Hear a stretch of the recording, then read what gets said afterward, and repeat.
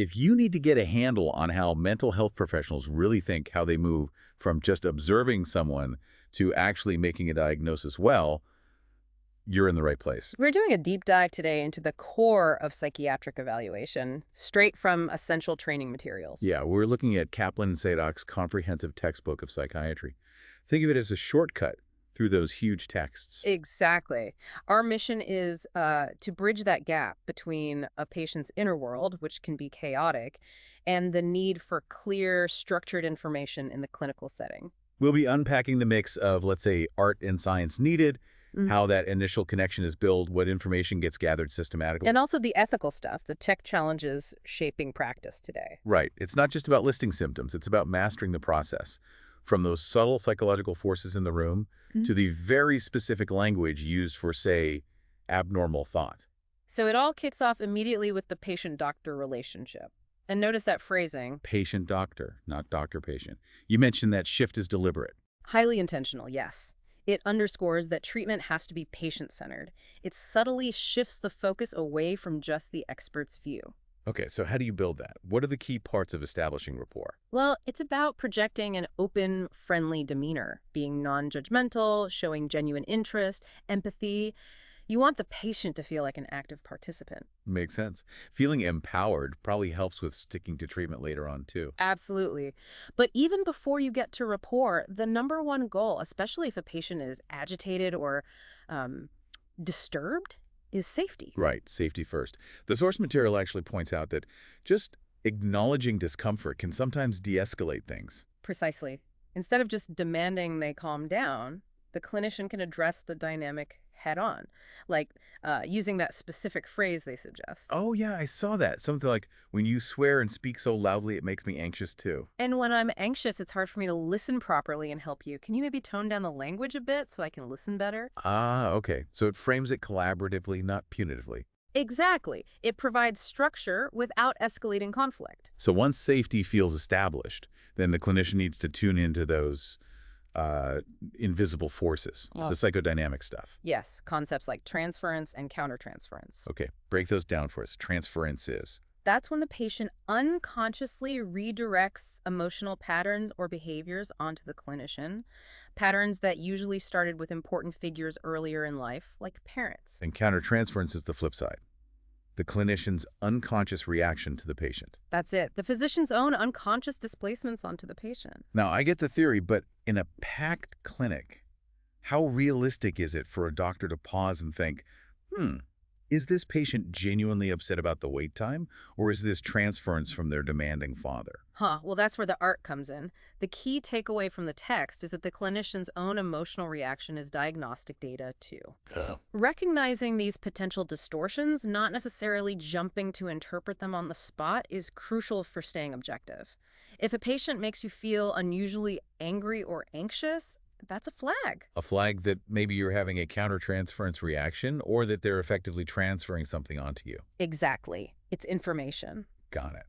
And then there are defense mechanisms. These are also unconscious, right? Right. Things like avoiding certain topics, maybe those tangential references, or even just missing appointments. Yes, unconscious processes that can interfere with the interview. Hmm. And it's really tempting to point them out immediately, like, aha, you're avoiding the topic. But the textbook warns against that. Right. Premature interpretation can shut the interview down completely. Often it's better to just note it, observe the pattern, until the relationship feels more solid. Okay. What about bringing in other people, like family? Mhm. Collateral information, they call it. It can be very useful, but the principle emphasized is no meeting about me without me. You always meet with the patient privately first, before bringing family or others into the discussion. Build that primary alliance. And confidentiality, IPA, that always looms large. It does. The core principle is to limit disclosure to only what's absolutely essential for the task at hand, even when legal responsibilities seem to conflict. Protect the patient's trust whenever possible. Okay, so we've laid the groundwork. Safety, trust, awareness of those underlying dynamics. Now the focus shifts more towards, let's say, intellectual rigor. Yeah. Gathering the actual data. Exactly. We move into the systematic information gathering. This really has two main components. Which are? The patient's histories, that's their subjective story, often enriched by reports from others. The collateral info we just mentioned and the mental status examination, or MSE, that's the clinician's objective observation. Right, subjective history versus objective examination. For the history part, what's a really crucial piece of information to get? One absolutely vital point the text stresses is establishing the patient's best functional baseline. That best baseline. Why is that so important? Because many psychiatric conditions cycle. They have periods of illness and periods of remission. Knowing how well the person was functioning between episodes gives you a crucial benchmark. So you can measure how severe the current episode is compared to their best self and maybe gauge potential for recovery. Precisely. It provides essential perspective. And within the history and examination, we always have to address risk, right? Suicide and violence. Always. They need to be explored thoroughly as part of assessing thought content. And the source highlights a very stark, practical detail about suicide risk. The means. Yes. Firearms account for just over half of all suicide deaths in the U.S. That statistic makes screening for firearm access a necessary routine part of any psychiatric evaluation. It's not optional. Wow. Yeah, that's a concrete step with huge potential impact. Okay, let's dive into the MSE itself. You said it's like the clinical equivalent of a physical exam. That's a good analogy. It's a standardized, systematic way to inventory the patient's current mental state based on observation. Starting with appearance and behavior. What kinds of things are noted here? You're looking for observable details. Things like, is their dress eccentric? Are they poorly groomed? What's their attitude? Cooperative, evasive, hostile, guarded? It sets the stage. Okay, now, a point that often confuses people, mood versus affect. How are they different? Good question. They are distinct. Mood is the patient's internal, subjective feeling state. It's what they tell you. They feel, I feel sad, I'm euphoric, I'm anxious. So mood is subjective, affect is. Affect is the external, observable expression of emotion. It's what the clinician sees. Is their face flat, showing no emotion? Are they labile, meaning their emotions shift really rapidly? Or maybe inappropriate, like laughing while discussing something tragic. And the diagnostic clue often lies in a mismatch between the two. Exactly. A patient might report their mood as fine, but their affect is clearly tearful or irritable. That discrepancy is clinically significant. Okay. Moving on to speech and thought process. This isn't about what they're thinking yet, but how their thoughts are organized and expressed. Yeah. Precisely. It's the form of thought. We note the rate of speech, the volume, but also the pattern. For example, differentiating circumstantiality from tangentiality. Right, I remember those. How do they differ again? Okay, with circumstantiality, the patient gives excessive, often irrelevant detail, but they do eventually circle back to the original point. They take the scenic route, but get there. Kind of, yeah. Whereas with tangentiality, they deviate from the topic and never come back. They just go off on a tangent and then maybe another tangent from there. Got it. Any other key examples of abnormal thought process? Sure. Flight of ideas is common in mania. Thoughts move so quickly, jumping from one idea to another, often linked by sounds or puns, usually with pressured speech. And then there's neologism. New words. I remember the example from the text. It was really vivid. A patient asked how they got to the hospital. Replied, in a conversation, you fool. Conversation being a made-up word with a meaning only they understood. It really illustrates the concept well. Definitely sticks with you. Okay, now we get to thought content. What are they actually thinking about? And the big one here is delusions. Right. A delusion is a fixed, false belief that's held firmly despite evidence to the contrary, and importantly, it's outside the person's cultural or religious norms. And delusions aren't all the same, are they? There are different ways to categorize them. Correct. We distinguish between bizarre and non-bizarre. Okay, bizarre is... Something totally implausible, couldn't possibly happen in reality, like believing aliens removed your organs and replaced them without leaving a scar.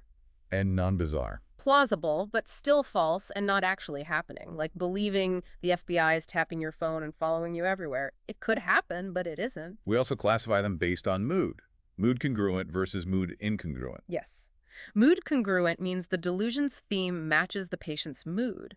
So a severely depressed person might believe they've committed a terrible, unforgivable sin. The belief fits the depressed state. And mood incongruent is when the delusion doesn't match the mood. Exactly, like a depressed person believing they have special powers or are royalty. There's a disconnect. Okay, next up is perception. This is where hallucinations come in. Right. A hallucination is a sensory perception, seeing, hearing, feeling, smelling, tasting something without any actual external stimulus. Which type is most common in psychiatric disorders? Auditory hallucinations, hearing voices, are the most common in conditions like schizophrenia. But here's a key clinical point from the text, especially relevant in North America. What's that? Finding non-auditory hallucinations, so visual, tactile feeling things, or olfactory smelling things, should make the clinician think more strongly about an organic cause. Meaning something neurological or maybe substance-related rather than purely psychiatric. Exactly. It triggers a different line of investigation. We should also mention depersonalization, feeling detached from oneself, like you're observing your own body, and derealization, feeling like the external world isn't real or is somehow strange. Got it. And finally, within the MSE, there's cognition. This is testing basic brain functions. Yes. You assess orientation. Do they know who they are, where they are, the date and time? Concentration is often tested with serial sevens. Subtracting 7 from 100, then 7 again, and so on. That's the one. And memory is broken down systematically. Remote memory, past life events, recent past, last few months, recent last few days, and immediate recall, like repeating back a list of words. It's a thorough check of cognitive function. So the interview and MSE give you a huge amount of information. But sometimes you need more standardized tools, right? Like psychological testing. Definitely. These can provide objective data to supplement the clinical picture. We can broadly divide them into objective and projective tests. Let's start with objective. The textbook mentions the MMPI-2 quite a bit. Ah, yes, the Minnesota Multiphasic Personality Inventory. It's a real workhorse in clinical psychology. It's a long, true-false questionnaire, 567 items. Wow, that's a lot. What does it measure? It assesses a wide range of psychopathology, depression, paranoia, anxiety, etc. But what makes it particularly valuable in clinical and forensic settings are the built-in validity scales. Validity scales. What do they do? They help determine if the person answered honestly. For instance, the F scale, or infrequency scale, helps detect if someone is exaggerating symptoms or even making things up. So it can flag potential malingering or someone trying to fake bad? Exactly. It's designed to catch that kind of intentional distortion, which, frankly, even skilled clinicians can sometimes miss just from an interview. Which brings up the tricky issue of deception. If testing suggests someone is potentially malingering, how do you handle that clinically? It sounds like a delicate conversation. It really is. The advice is generally to be empathetic but also direct. You wouldn't necessarily be accusatory, but you might say something like, Like what? something along the lines of, I'm looking at your test results here, and they suggest you might be emphasizing your symptoms quite a bit. If that's the case, maybe we could start over and talk about what's really going on and why you felt the need to present yourself this way. So it opens the door for them to talk honestly without feeling completely cornered. Offers a way back. Yes, it offers a chance to reset the conversation while still addressing the inconsistency. Okay, zooming out a bit from individual assessment. The American Psychiatric Association creates practice guidelines. What's their main purpose? The goal is to translate research evidence into practical recommendations for clinicians to help standardize care, reduce variations based on geography, and ideally improve outcomes. But they get criticized sometimes, don't they? The whole cookbook medicine argument. That's a frequent critique, yes, that they might oversimplify things or encourage a one-size-fits-all approach. And it's a valid concern, especially given how common comorbidity is. Meaning patients often have more than one diagnosis. Right. The text notes that at least 50% of psychiatric patients have multiple diagnoses. A guideline tailored for, say, just depression might not fit well for a patient who also has an anxiety disorder and a substance use issue. Reality is complex. And the environment clinicians work in adds layers of complexity too. Electronic health records, for instance. Oh, absolutely. EHRs are a double-edged sword. On one hand, they're necessary for coordination and billing. On the other, they often lead to note bloat, can be clunky to use, and raise ethical issues. Like what? Well, balancing the system's needs with the patient's right to access their own information, which is now mandated by the 21st Century Cures Act, the Open Notes Rule. Patients can read what you write. That must change how clinicians document things. It certainly should encourage more patient-centered language. Then there's medication safety, increasingly viewed not just as individual error, but as a systems problem. How so? We use strategies to prevent mix-ups, like tall man littering, writing drug names like hydroxyzine versus hydralazine, or metadate versus methadone, to make similar names visually distinct. Especially vital for drugs with a narrow therapeutic index like lithium, where small dose errors can be dangerous. That makes sense. What about telehealth? That's exploded recently. Telepsychiatry is huge now, yes. Yeah. It improves access, but it also introduces what the text calls data reduction. Data reduction. You might lose crucial nonverbal information. You might see a patient smiling on screen, but miss the fact that their fists are clenched or their posture is rigid, signaling underlying tension or hostility. You get less data through the screen. That's a really important limitation to keep in mind. This brings us towards broader context, cultural and structural factors. Yes, hugely important. The idea of structural competency is gaining traction. It means clinicians need to understand and address how larger systems like systemic racism, poverty, unstable housing drive health inequities and impact mental health. It's not just about individual biology or psychology. So looking beyond the clinic walls at the societal factors. Precisely. And related to that is cultural activation. What does that involve? It's about actively prompting patients using specific tools or questions, like those suggested in Table 7.102 in the text, to share their cultural background, their beliefs about what caused their illness, their treatment preferences. So it empowers the patient to bring their cultural context into the room. Exactly. It helps ensure the care plan respects their values and reality, rather than being based solely on the clinician's assumptions or cultural background. It makes the assessment truly patient-centered. #tag outro. So, when you pull it all together, this deep dive really shows that a comprehensive psychiatric assessment is, well, it's incredibly detailed. It's a structured process. Yeah, it systematically blends that careful history-taking and sharp observation, the science part, with a real awareness of all those complex psychological dynamics, plus the structural factors and technology we just discussed, the art and context. You start with building safety and trust, move into the precise observations of the MSE, and then integrate these advanced tools and guidelines, always keeping the patient's broader world in view. We saw how that very first step is about the doctor building a safe, trusting relationship. But then we also talked about all the pressures of modern practice, the billing codes, the cumbersome EHRs, the need to consider social determinants of health. Which leads to a provocative thought to leave you with. Given all those simultaneous, often conflicting demands on clinicians today, does the system itself sometimes make it harder for the doctor to simply focus on caring for the patient? Does the structure get in the way of the relationship? That's definitely something worth thinking about. A crucial question as we wrap up this look inside the clinical encounter. Thank you for joining us for this deep dive.